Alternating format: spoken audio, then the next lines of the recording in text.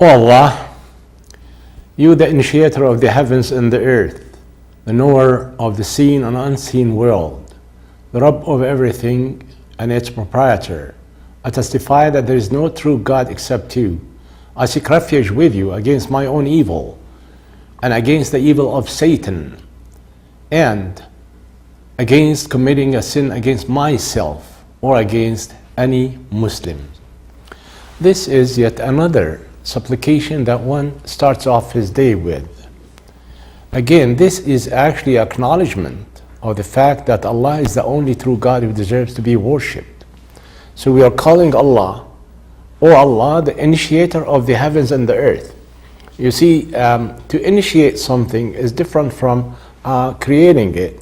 Initiate, to bring a thing with no previous model or plan or anything. So Allah created the heavens and the earth without any model. Anyway, we also recognize Allah as the one who knows the seen and the unseen world. You see, our life, we are living in a world which is seen to us.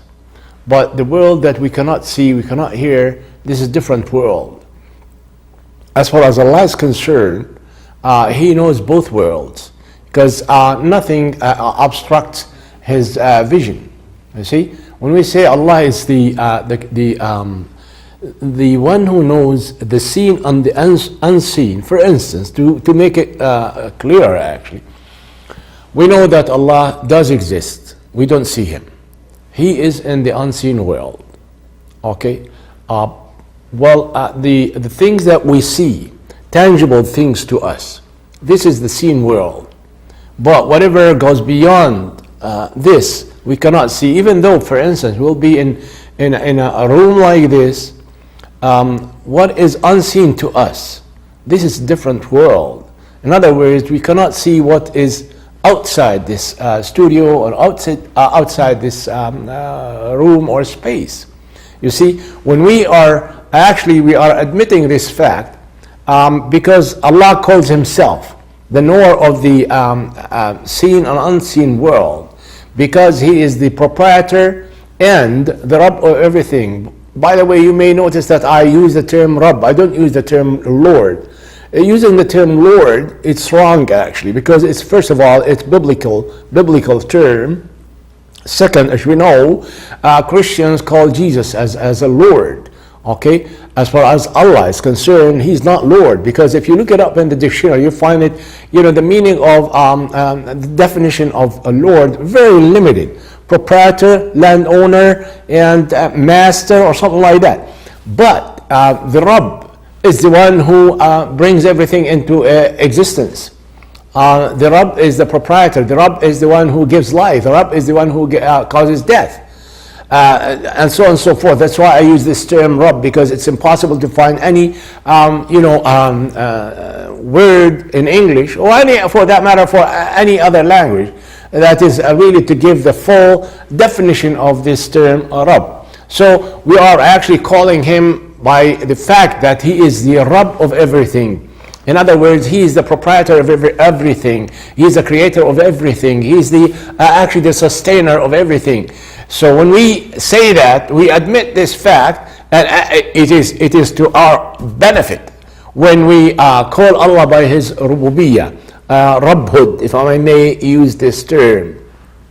So when we say Allah is the Rabb of everything, in other words, He's the one who brought everything into existence, first of all. Second, He is maintaining everything. Look, it makes no difference whether a believer or non-believer. Allah is maintaining everyone, okay?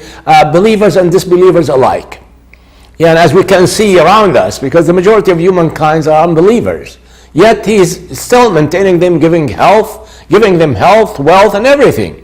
So, to say that the first thing in the morning, to acknowledge Allah being the Rabb of everything and the one who sustains everything, it's very important for us actually to realize this fact, because after that we testify that there is no true God except you. You see, this is the difference between believers and non-believers, between Muslims and non-Muslims.